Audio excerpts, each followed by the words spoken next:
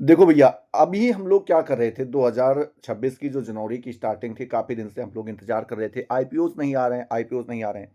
अभी क्या हुआ कि फरवरी में लगातार एक ही दिन तारीख 9 को क्या हुए, दो आईपीओस हमारे आ रहे हैं। फरवरी 9 फरवरी को दो आईपीओस आ रहे हैं, जिसमें से एक फ्रैक्टल एनालिटिक्स का है, जो कि एक भारत की एआई कंपनी है, पहली इंडियन एआई कंपनी है, उसका आईपीओ आया है। ठीक है। और उसका अगर हम बात कर रहे हैं जीएमपी की, तो जीएमपी उसका भैया लगभग 165 के आसपास था जब वो आया था, और आज के डेट में हमें लग रहा है लगभग 99 के आसपास रुका है जाकर के। ठीक है। अब क्या हुआ कि दूसरा जो हमारा आया था, दूसरा जो आईपीओ आया, वो आया आई कंपनी का। किसका आया? आई कंपनी का। आई कंपनी का जो आईपीओ आया, तो इसका आईपीओ जो ये जीएमपी था वो लगभग 7 के आसपास था, 7 रुपीज के आसपास। और अब इसका जीएमपी कितना हो गया? 1 आ गया। ठीक है। अब देखो क्या हो रहा है कि आ तो रहे हैं, हमारे पास आईपीओ आ रहे हैं, बट जीएमपी लगातार इनका गिरता चला जा रहा है। ऐसा क्या हो रहा है आखिर में? तो चलो सबसे पहली चीज मैं आपको क्लियर कर दूं कि इस वीडियो के माध्यम से मैं आई कंपनी की पूरी डिटेल्स को आपको देना चाहूँगा। आई कंपनी है क्या, कब बनी, कौन इसके मालिक हैं, क्या काम करती है, क्या इसके भविष्य में कोई ग्रोथ है कि नहीं ग्रोथ है, ऐसी बहुत सारी चीज़ों के ऊपर हम चर्चा करने वाले हैं। प्रॉफिट क्या रहा है पिछले 3 सालों में, रेवेन्यू क्या रहा है, और क्या आगे चल के ये कुछ आगे कुछ कर सकती है, तबाही मचा सकती है कि नहीं मचा सकती है, मार्केट में क्या इसकी डिमांड है कि नहीं है। बहुत सारी चीज़ों के ऊपर हम चर्चा करेंगे, और सबसे लास्ट में जो हम बात करेंगे वो बात करेंगे जीएमपी के बारे में। ठीक है। जीएमपी बहुत मायने रखता है। देखिए ये एक लीगल तो नहीं है, बट इलीगली अगर देखा जाए तो ये बहुत मायने रखता है हम सभी के लिए। ठीक है। तो 9 फरवरी का आप सभी को इंतजार है, मुझे भी बड़ी बेसब्री से इंतजार है, और लास्ट में मैं अपना भी ओपिनियन दूंगा कि मैं क्या करूंगा। अगर मान लो मुझे परचेज करना हुआ, मुझे इन्वेस्ट करना हुआ, तो क्या मैं इन्वेस्ट करूंगा कि नहीं करूंगा। ठीक है। तो उनके ऊपर भी चर्चा करने वाले हैं। फिलहाल अभी हम शुरू करते हैं वीडियोस में। सबसे पहला जो टॉपिक होगा हम लोगों का कि ये इसके बेसिक जानकारी के बारे में, बेसिक नॉलेज हमें पता होना बहुत जरूरी है आई फाइनेंस के बारे में। तो सबसे पहले इसका पूरा नाम जानो। इसका नाम है आई फाइनेंस लिमिटेड। पूरा नाम क्या है? आई फाइनेंस लिमिटेड है। बात करते हैं स्थापित कब हुई थी, तो भैया यह कंपनी 2014 में स्थापित हुई थी। इसके फाउंडर के बारे में बात करें तो इसके फाउंडर भैया संजय शर्मा और विक्रम जेटली है। कौन है? संजय शर्मा और विक्रम जेटली हैं। इस नाम को याद रखना, जो विक्रम जेटली नाम है इसको याद रखना, क्योंकि अभी मैं बीच में आपको एक ऐसी खबर देने वाला हूं कि हो सकता है कि आप आईपीओ लेने से या परचेज करने से या इन्वेस्ट करने से पीछे हट जाएं। ठीक है। बट मैं कुछ भी एक चीज में पहले डिस्क्लेमर दे देना चाहता हूं कि किसी भी आईपीओ को अगर आप इन्वेस्ट कर रहे हैं तो उसके ऊपर बाकायदा प्रॉपर रिसर्च करें, किसी के ऊपर विश्वास ना करें। मैं ही नहीं, किसी के ऊपर भी विश्वास मत कीजिए, क्योंकि इसमें वित्तीय जोखिम शामिल होता है। और बात है अगर पैसे की, तो भैया यहाँ पे परिवार वाले अपने माता पिता के ऊपर विश्वास नहीं करते हैं, तो दूसरों के ऊपर बनने की जरूरत नहीं है। और मैं जो ये डाटा सब लेकर के आ रहा हूँ, कहीं ना कहीं किसी ना किसी सोर्स से लेकर के आ रहा हूँ, इंटरनेट पे आपको आसानी से मिल जाएंगे, और ये सारी चीजें फैक्ट हैं। ठीक है। तो चलिए शुरू करते हैं भैया। अगर बात करें इसके सीईओ और एमडी के, तो भैया दो लोग मिलकर के बनाए तो थे, संजय शर्मा और विक्रम जेटली मिलकर के बनाए तो थे इसको। लेकिन इस समय अगर सीईओ और एमडी की, मैनेजिंग डायरेक्टर की बात करें, तो केवल एक ही नाम आपके सामने दिखाई पड़ा होगा, संजय शर्मा। ठीक है। क्या नाम दिखाई पड़ा? संजय शर्मा। अच्छा, मैंने कहा कि ये नाम आपको याद रखना है। कौन सा नाम? आप यहां पे देख पा रहे होंगे भैया, विक्रम जेटली। विक्रम जेटली नाम इसलिए याद रखना है क्योंकि वो नाम यहाँ पे आपको मिस होता हुआ दिखाई पड़ रहा होगा। ठीक है। यहाँ पे आपको मिस होता हुआ दिखाई पड़ रहा होगा, मैंने यहाँ पे कहीं पे इसका नाम मेंशन नहीं किया है। इसी के बारे में आपको जानना जरूरी है। मैं बता रहा हूं कि ना तो मुझे किसी कंपनी की तरफ से कुछ मिलता है, ना मैं प्रचार प्रसार करता हूं। जो फैक्ट चीजें हैं वो मैं आपको बताते चलूंगा। ठीक है। हर बार की तरह पहले मैं फिर से बता रहा हूं कि अगर आप इन्वेस्ट कर रहे हैं तो ये जान के चलिए कि भैया कौन है इसके फाउंडर, क्या उनका चेहरा कैसा दिखता है, कौन है, एक बार उनको जानना जरूरी है। तो ये हैं भैया संजय शर्मा जी। ठीक है। ये हैं संजय शर्मा जी, और इन्हीं की कंपनी के ऊपर आप इन्वेस्ट करना चाहते हैं। यही अपनी आईपीओ लेकर के आए हैं, और कुछ पैसों की इन्हें जरूरत पड़ी है। अभी हम आगे चल के ये भी बात करेंगे कि उन पैसों को कहाँ ये इन्वेस्ट करने वाले हैं, उसके बारे में भी चर्चा करेंगे। फिलहाल अभी आप मान के चलिए इनका आईपीओ आया है, तो इनका आप चेहरा एक बार देख लीजिए, क्योंकि इन्हीं के नाम पे आप जो है पैसा अपना इन्वेस्ट करेंगे। ठीक है। चल, मैं फैक्ट चीजों पे बात करूंगा, कोई भी अलग चीज नहीं बात करूंगा। सबसे पहली बात यहाँ पे जो पहला प्रश्न उठता है, इनका बिजनेस टाइप क्या है। तो बिजनेस टाइप के बारे में हम जानते हैं। सबसे पहले किसके बारे में जानेंगे? बिजनेस टाइप के बारे में। तो यहाँ पे आप देख सकते हैं भैया, यह क्या, यह एक नॉन बैंकिंग फाइनेंशियल, एक मिनट, नॉन बैंकिंग, रुक जाओ थोड़ा सा, हाँ, नॉन बैंकिंग फाइनेंशियल कंपनी है। मतलब बैंक से इसका कोई रिलेशन नहीं है। और ये क्या करती है? ये भैया कर्ज देती है, फाइनेंस करती है, कर्ज देती है, एक तरीके से आप ये मान के चलो चीजों को फाइनेंस करती है। ठीक है। अब ये किसको फाइनेंस देती है? तो भैया याद रखना, ये खास करके जो छोटे और माइक्रो व्यवसाय हैं, माइक्रो व्यवसाय और छोटे व्यवसाय जो होते हैं उनको ये क्या करती है, बिजनेस लोन देती है। समझ में आई बात? अब इसका काम आई होप आप यहाँ पे समझ में आ गया होगा। दूसरा प्रश्न है भैया कि कंपनी क्या करती है। मैंने कंपनी क्या करती है ये बता दिया। अभी इसके बारे में डिटेल में और भी बात करेंगे, यहाँ पे मैं बताने वाला हूँ, ठीक है। और भविष्य में इसकी ग्रोथ कितनी हो सकती है उनके बारे में चर्चा करते हैं। तो सबसे पहले आई फाइनेंस का काम क्या है? तो भैया इसका काम क्या है, MSME मतलब micro small medium enterprises sector को क्या करती है, सिक्योर्ड और unsecured, secured and unsecured business loan देती है। यानी छोटे व्यापारियों को वर्किंग कैपिटल, काम करने के लिए पैसा देती है कि आप इन्वेस्ट कीजिए और मैं आपको पैसा दे रही हूं और जैसे आप कमाएंगे उसके बाद सूद ब्याज के समेत आप हमको वापस कर दीजिएगा, ठीक है। ये एक्सपेंशन लोन भी वगैरह भी क्या करती है, फंड देती है। इस चीज को यहाँ पे ध्यान में रखना। इसका लक्ष्य क्या है भैया? तो इसका लक्ष्य एक ही है कि इसका लक्ष्य उन व्यवसायों तक क्रेडिट पहुंचाना है भैया जिन्हें बड़े बैंक आसानी से फाइनेंस नहीं देते हैं। देखिए क्या होता है कि हम कोई भी बिजनेस स्टार्ट करते हैं तो हमें बहुत आसानी से चीजें नहीं मिलती है। पैसा भाई फाइनेंस का, अगर तुम पैसा लेने जाओगे तो उसमें बैंक कर्मचारी और बहुत सारी भ्रष्टाचार आज के समय पे पीक पे चल रहा है, तो बहुत सारी प्रॉब्लम्स होती हैं। तो उनको क्या करती है, जो बैंक से पीछे हटते हैं उनको ये क्या करती है, लोन देती है। हाँ इंटरेस्ट थोड़ा बहुत ज्यादा होता है, तो प्राइवेट भाई लोगे तो इंटरेस्ट तो ज्यादा देना ही पड़ेगा। चलो बात करते हैं भैया ग्रोथ के बारे में, इसके भविष्य के बारे में बात करें, ग्रोथ पोटेंशियल के बारे में बात करें। तो यहाँ पे आप देख सकते हो भारत में MSME, बोले नहीं, माइक्रो स्मॉल करके जो इसका नाम था, मतलब सिंपल सी बात, छोटे व्यवसाय को जो ये देती है, क्रेडिट का एक बहुत बड़ा गैप आपको भारत में देखने को मिलता है। कितना गैप देखने को मिलता है? तो लगभग 34 से लेकर के 117 ट्रिलियन के आसपास आपको ये गैप देखने को मिलता है। 117 ट्रिलियन के आसपास इसको गैप देखने को मिलता है। मतलब ये हम कह सकते हैं कि जो मार्केटिंग में है, लोन लेने की जरूरत और अवसर बहुत है। ऐसा नहीं है, बहुत अवसर है, ठीक है। थोड़ा बहुत अवसर नहीं, भविष्य में आगे चलेगी, ऐसे जल्दी मतलब दिक्कत भी नहीं देगी। कंपनी की अगर बात करें, असिस्ट जो है भैया वो अंडर मैनेजर, क्या बोले, असिस्ट अंडर मैनेजमेंट जो है, जिसको हम AUM लगातार आपको यहां पे बढ़ता हुआ दिखाई पड़ेगा। 25 तक ये बढ़ करके लगभग 6027 करोड़ हो गया है, ठीक है।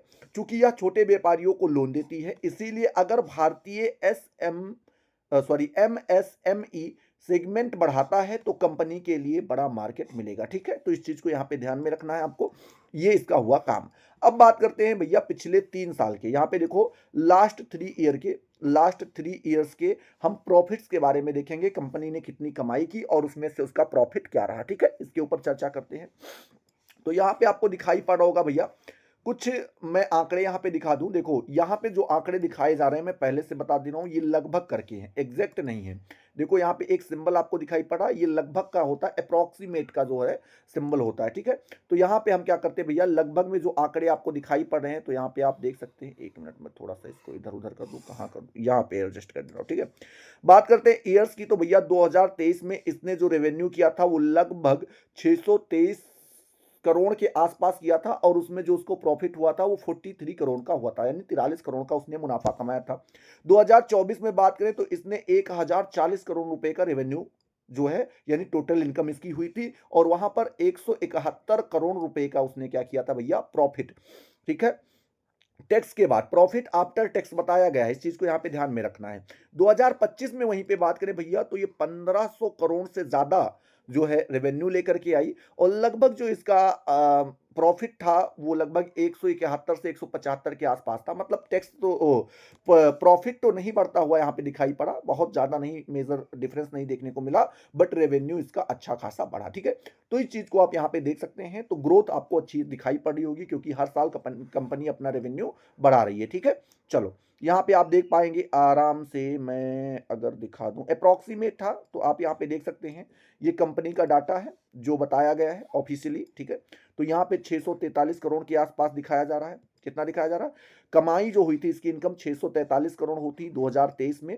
वहीं पे 2024 की बात करें तो 1071 करोड़ के आसपास हुई थी। 2025 में जो हुई थी वो 1504 करोड़ के आसपास हुई थी। ये इसका एग्जैक्ट डाटा है। वहीं पर अगर इसके हम प्रॉफिट की बात करें, यहाँ पे देखो क्या बता रहा है, प्रॉफिट की बता रहे हैं। प्रॉफिट की बात करें तो 2023 में इसने 39 करोड़ के आसपास का जो है मुनाफा कमाया था। वहीं पर अगर बात करें 2024 में तो 171 करोड़ का मुनाफा कमाया था। वहीं पर 25 में बात करें भैया तो इसने 175 करोड़ का मुनाफा कमाया था, जो कि काफी था। बट यहाँ पे आपको बहुत ज्यादा गैप देखने को नहीं मिलेगा। तो हो सकता है कि 2026 में ये गैप अच्छा खासा दिखाई पड़े, और क्योंकि यहाँ से यहाँ गैप पहुंचाने में बहुत समय लगा था और यहाँ से यहाँ पहुंचने में भी समय लगेगा, ठीक है, क्योंकि इन्वेस्ट देखो पिछले साल की भी चीजें रुकी हुई होती हैं, वो भी आ जाएंगी। अब सुनो, अगला जो टॉपिक हमारा है क्या है कि आई फाइनेंस का आईपीओ क्यों आया है, ठीक है, और आईपीओ से जो उसे पैसे मिलेंगे वो कहां खर्च होंगे। तो याद रखना, आईपीओ का उद्देश्य अगर हम देखें तो आईपीओ के जरिए कुल करीब कितने 1010 करोड़ रुपए जुटाए जाएंगे। कितना जुटाए जाएंगे भैया, 1010 करोड़ रुपए जुटाए जाएंगे। जिसमें अगर फ्रेश इशू की बात करें भैया, फ्रेश इशू लगभग 710 करोड़ के आसपास होने वाला है, और ऑफर फॉर सेल की बात करें तो लगभग 300 करोड़ के आसपास होने वाला है, ठीक है। ये आपको मोटी मोटा जानकारी मैं यहाँ पे बता दूं, यहाँ पे आप देख भी सकते हैं। थोड़ा सा मैं इसको बड़े पैमाने पे ले आऊं, ठीक है। चलो, जैसा कि आप यहाँ पे देख पा रहे होंगे, ये ड्राफ्ट में, उसके कंपनी के ड्राफ्ट में बताया गया है, ये ऑफिशियल डाटा है, ऐसा नहीं मैं खुद से बता रहा हूँ। टाइप्स की बात करें भैया तो यहाँ पे आप देख सकते हैं फ्रेश इशू और ऑफर फॉर सेल दोनों टाइप के बताए गए हैं। वहीं पर अगर हम बात करें फ्रेश इशू की जो साइज है वो लगभग कितनी है भैया, तो लगभग कितना है भैया, 710 करोड़ के आसपास है। वहीं पर ऑफर फॉर सेल की बात करें भैया तो इसकी साइज जो है वो 300 करोड़ के आसपास रखी गई है, और 1010 करोड़ रुपया जो है वो टोटल साइज रखा गया। ऑफर साइज कितना रखा गया, टोटल रखा गया है, ठीक है। अब यहां पर जो ऑफर फॉर सेल है भैया, इसमें मतलब क्या होता है। ऑफर फॉर सेल के बारे में आप बेसिक अगर आईपीओ वगैरह इन्वेस्ट करते हैं तो आप जानते होंगे, अगर नहीं जानते तो मैं बता दूं। इसमें क्या होता है, कंपनी अपना जो फ्रेश इशू होता है, इसमें कंपनी अपने कुछ शेयर्स निकालती है जिनको वो बेचती है, ठीक है, इन्वेस्ट करने के लिए बनाती है। लेकिन ऑफर फॉर सेल होता है, कुछ इन्वेस्टर्स पहले से होते हैं, वो क्या करते हैं, अपने शेयर पहले से उन्होंने इन्वेस्ट कर रखा है, अब उनको चाहे जरूरत पड़ रही हो, चाहे कोई कारण पता हो, किसी भी कारण से वो अपना शेयर निकाल करके क्या करते हैं, मार्केट में बेच देते हैं। मार्केट में बेचने का एक शेयर जो उन्होंने पहले से खरीद रखा था, उसको बेचने का एक अच्छा तरीका होता है। इस तरीके से आपको यहाँ पे ध्यान में रखना है। तो भैया इसमें अगर हम बात करें ऑफर फॉर सेल में, तो एक नाम मैंने कहा था आपको याद रखना है, वो आपको यहाँ पे दिखाई पड़ रहा होगा। एक मिनट एक मिनट एक मिनट एक मिनट, वो नाम आपको यहां पर दिखाई पड़ा होगा, देखो, विक्रम जेटली। मैंने क्या कहा था, विक्रम जेटली का नाम याद कर लेना भैया। तो विक्रम जेटली का नाम आपको यहाँ पे दिखाई पड़ा होगा, देखो ये विक्रम जेटली का नाम दिखाई पड़ रहा है। ये इंडिविजुअल सेलिंग होल्डर थे भैया, और ये भी अपना शेयर बेच रहे हैं। लगभग ये 17 करोड़ के आसपास, 17 करोड़ के आसपास ये अपना सेल बेच रहे हैं। 17 क्या, लगभग 18 मान के चलो, 18 करोड़ के आसपास ये अपना शेयर बेच रहे हैं, ठीक है। तो अब विक्रम जेटली को क्या जरूरत पड़ी कि अपना शेयर बेचना पड़ रहा है, ठीक है। बाकी यहाँ पे और भी नाम है जो आप यहाँ पे देख सकते हैं। इन नामों का उतना कोई महत्व तो नहीं है भैया, लेकिन ये नाम डिस्टर्ब कर रहा है, मुझे सोचने पे मजबूर कर रहा है। एक बार आप भी विचार कीजिएगा, क्योंकि आपको भी इन्वेस्ट करना है, ठीक है। बाकी मैंने एक मोटी मोटा आंकड़ा आपको बता दिया है। आगे मैं बढ़ता हूं यहाँ पे भैया, तो याद रखना, जो फ्रेश इशू है इसका उपयोग कहाँ किया जाएगा, तो भैया कंपनी के कैपिटल बेस को, क्योंकि ये पैसा उधार देती है, तो कैपिटल बेस का होना मतलब कि पैसा का होना बहुत ज्यादा जरूरी है। तो ये अपने पास पैसे रखेगी, जिससे ये ज्यादा से ज्यादा उधार यानी कर्ज दे सके। बिजनेस ग्रोथ में लगाएगी, ठीक है, असिस्ट एक्सपेंशन में लगाएगी, इन सब में ये निवेश करेगी। भविष्य की जरूरत और लोन देने की क्षमता को बढ़ाने के लिए लगाएगी। मतलब सिंपल सी बात, यहां पर कहीं भी ये बात नहीं कही गई है कि ये कर्ज चुकाना चाहती है, ऐसा कोई बात नहीं कहा गया है। सब कुछ ये अपने ग्रोथ में लगा रही है। तो यहां पे अगर आप इन्वेस्ट करना चाहते हैं तो ये फायदेमंद है। लेकिन मैंने बताया नहीं, एक चीज आपको यहां पे डिस्टर्ब जरूर करेगी, क्योंकि इसने मुझे भी डिस्टर्ब किया है। बोले ऑफर फॉर सेल से मिले पैसे जो है वो एग्जिस्टिंग शेयर होल्डर्स को मिलेगा, ये तो सभी को पता है, क्योंकि वो आईपीओ के जरिए अपना क्या करते हैं, हिस्सा बेच करके निकलना चाहते हैं। इस तरीके से आप यहाँ पे ध्यान दे सकते हैं।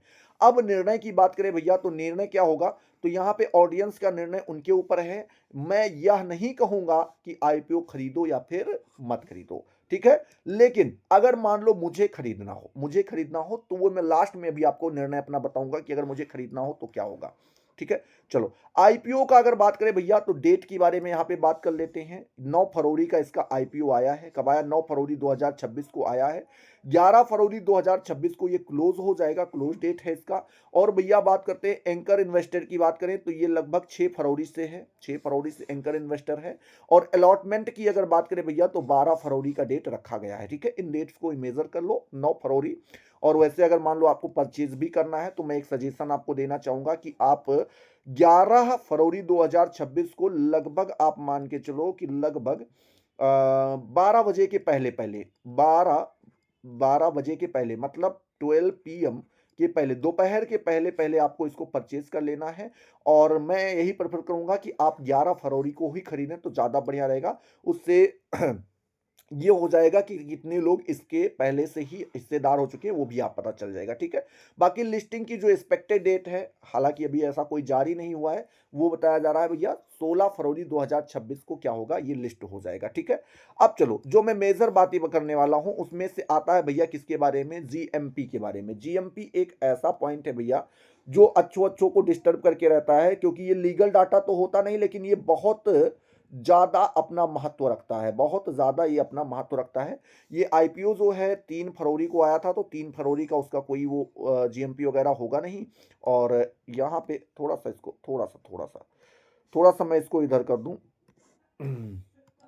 है ना, जिससे कि अच्छे से थोड़ा सा छोटा करके इधर कर दे रहा हूं, हाँ, जिससे देखने में थोड़ा आसानी हो। चलो बात करें लाल मेरे, बात करें अगर हम तो यहाँ पे आप देख सकते हो, कहाँ लेकर के जाए इसको। एक मिनट का समय दे दो भैया, बस 1 मिनट का समय दे दो। इसको मैं थोड़ा सा एडजस्ट कर दूं, थोड़ा सा अब हो जाना चाहिए एडजस्ट। आई होप आपका हो जाएगा। देखो मैं अगर यहाँ पे बात करूं 3 फरवरी को इसका जो है आईपीओ आया ही था, तो 3 फरवरी उतना कोई मायने नहीं रखता। 4 फरवरी को जब इसका आईपीओ लिस्ट मतलब आया मार्केट में, तो इसका जो भैया जीएमपी था मतलब ग्रे मार्केट प्रीमियम जो था भैया, वो लगभग 7 रुपए के आसपास था। 5 को इसका जो है गिर करके 3 हो गया, 6 को इसका 1 रुपये हो गया, और 7 को भी अब इसका 1 रुपये ही रह गया है, ठीक है। मतलब अब आप सोच सकते हैं जीएमपी काफी कम दिखाई पड़ रहा है। इससे पहले अगर मैं फ्रैक्टल एनालिटिक्स का मैंने पहले वीडियो बना रखा है, अगर आपने उसको नहीं देखा तो जाकर के देख सकते हैं भैया। उसका जो जीएमपी था वो 165 था, लेकिन अब भी 90-99 के आसपास चल रहा है, तो वो बहुत बढ़िया जो है रोल अपना दिखा रहा है।